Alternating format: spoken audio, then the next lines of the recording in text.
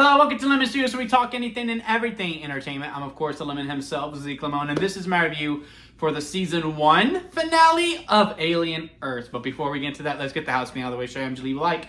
Comment below, let me know your thoughts on Alien Earth, and of course, hit that subscribe button as it helps me grow into my YouTube career. I would greatly appreciate it. Now, all that out of the way, let's get into it. So, yeah, is this Season 1 or is this a mini-series? Because I heard that this was a one and done, but the way that this show ended made me feel like, no, they got plans to do more. So we will see. Maybe I misinterpreted that article. Maybe that article wasn't a reliable source. But man, I hope we get a season 2. Because I really did enjoy this season quite a bit. I didn't love it as much as other people. Wow. Really broken English there. But yeah, I did enjoy it. I really did like the show. I do think it is in that upper tier when it comes to the Alien franchise. I would still put Alien Romulus above this. I would also put Alien and Aliens, of course. After that, then yeah, everything else can fight for it. I might go back and forth with Prometheus for the 4th spot with Alien Earth, because I do really like that movie. But still a very, very good show overall. A lot of people say this is their favorite Alien project, and more power to them. I wish I enjoyed it as much as they did. It's just not. It just wasn't my favorite Alien project. I do think this was the best episode out of the 8. I feel like a lot of execution happened in this. I do feel like a lot of things were pretty sped up though. I loved the build of, okay, the Siths, the kids, the Lost Boys, if you will, have finally realized, okay, no, we're in control. We only listened to them because we were scared to listen to them. Now we could take full-on control and really get our comeuppance and really take control of this. And, they do that. I mean, everything Wendy was doing, going like, hey, I'm just gonna tour with everyone. I'm going to take out their communication. Like, how powerful she... One, why did they give her so much power to do that? But when it came to not just Wendy, because I was very satisfied with Wendy's journey overall, the brother still very much frustrated me throughout the whole entire episode. Like, you're locked in a cage. They're clearly not going to let you just leave. And then when, she opens the door for you and the cyborg Morrow is going, all right, we can get out. He's going, wait. Like, what do you mean, wait?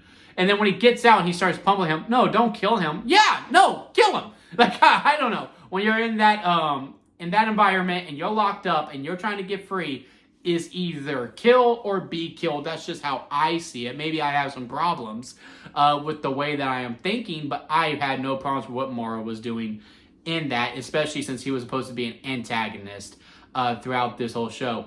Because, you had Smee and Slightly. They went after Kirsch and Morrow. That one I also felt very satisfied with, because we actually spent a lot of time within the show really building up, especially Slightly and Morrow. Like, when he grabs the fire hydrant, he pops Morrow right in the head, goes, I didn't hurt your mom. Oh, man, that really did satisfy me quite a bit. What we did with Kirsch, I wasn't sure, because I feel like Kirsch was very much on their side, so I don't know why they locked him up. Maybe because he is so for the cause.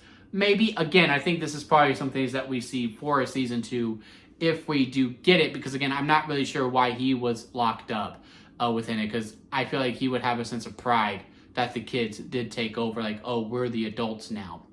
But everyone else, like, with Nibs, we did spend some time with her. I want to say it was episode 3, maybe, where it was her and the doctor took away her memory, which wasn't her choice. She wanted to keep the memories. But she did do it because she wanted to keep her job. So yes, that was the conflict that you want. You wanted Nibs to go for her. But we didn't spend a whole lot of time there within the whole entire show. Like I said, we only gave it one episode, and then like this was supposed to be the super satisfying thing that she gets locked up. Didn't really necessarily feel that, especially with the whole fact that, again, she didn't want to do it at first. But she still did it. I just would have liked a little bit more time to dig into that, for me to be like, yeah, now you deserve to be locked up. Because when Wendy's making the rounds, she's going, I am sorry for whatever I did. I do believe her. And maybe that is the intent of it, as opposed to, I think, what the execution was that, Oh, shut up. No, you are not sorry for what you did. You are only sorry because you got caught. I didn't feel that. I did feel like she was sorry and that she didn't mean to do this and that she shouldn't be locked up with the others. Same with Kirsch. And then our other girl, who I cannot remember her name, but she goes by whatever Wendy's daughter's name was. And was it Jane? Is it Jane? And with her, yeah, we do kind of set up, and I kind of wanted her to be the one to catch the prodigy because she wanted to be the favorite, like she'd been saying it throughout the whole entire show. I'm the favorite. I don't know why it is. I'm the favorite. Until Wendy has this badass monologue, which finally made understanding of the whole Peter Pan analogy throughout the whole show. Because I was like, why is he so obsessed with Peter Pan? Because he's even wearing green in this. He was never wearing shoes. Like, he wanted to be Peter Pan. And then when Wendy does that whole explanation of, well, no, it's just that Wendy grew up and that really made Peter Pan mad. And then he kidnapped the daughter. And then, like, she's taking on that mantle, like, yeah, Wendy, you are the favorite, but I want to be your, I'm not going to be your sibling. I'm going to be your daughter. Didn't really do anything for me. I feel like that moment was supposed to be like a badass, yeah, she is on our side. But again, I didn't really necessarily feel that.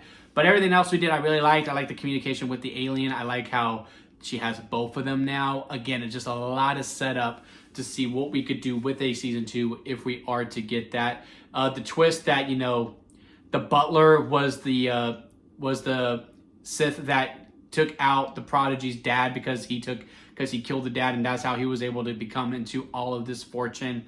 That was a pretty nice twist. I'm not going to lie, I did enjoy that quite a bit, and that whole little fight sequence that happens. A little disappointed with the eye alien. I really wanted to see him talk. I am with the Prodigy, but again, now that he has taken over this dead body, so he can take over a dead corpse, and maybe he can talk with that. I think that's some fun that we can see in a season 2. But yeah, that eye alien to me is still the MVP of the whole show. Like, he was just the coolest one out of all of them. Like I said, I do want that hot toy in this. Everything we did with the soldiers, to me, was a bit of an afterthought. I had a gripe with it in my immediate reaction on TikTok, is that, you know, this girl that we met in episode 1, yes, 1 or 2, and, you know, she's the brother's friend, and, you know, they're supposed to be like these musketeers, if you will. And then in episode 4, I believe, you know, they're having this walk throughout when, you know, he's conflicted. Do I break her out? Do I not break her out? And she's going, no, you want to stay here. Well, there's monsters here. Where, yeah, but at least I know where they are. And then as they're going through this hunting in this episode, she's going, I didn't sign up for this. I'm like, you kind of did. You kind of did. You literally said in another episode. And again, I think the soldiers are characters that probably got, well, let me not say that because YouTube, but got axed, for a lack of a better word, when it came to the cutting room floor, because I do feel like there was much more work within the soldiers, within the script and within the filming. It's just afterwards, like, okay, well, who do we need to focus on? Well, we need to focus on Wendy. We need to focus on the Prodigy. We need to focus on the brother. I guess we do need to focus on the Lost Boys as well. But, you know, we're going to focus mostly on Slightly and Smee. I guess the soldiers, will cut back to them every once in a while, but they're not going to be a really true main factor here. Where I do feel like originally they were supposed to be, before we got the final product that we did. Because, again, I didn't feel anything for them when they started falling in that room. I was actually really happy because the other aliens that we have set up finally got to show their powers, if you will. I mean, that shot where they cut them in the cocoon one just starts walking up the wall. Oh, very, very, very eerie in the episode. And, you know, it's Jane. I think that's the Wendy's daughter's name, one that goes and takes care of the soldiers. We didn't set up that. Like, that wasn't satisfying to me whatsoever. So, yeah, a little bit of a mixed bag when it came to this episode, but execution and just pure entertainment levels for me, this was definitely the most engaging one for me.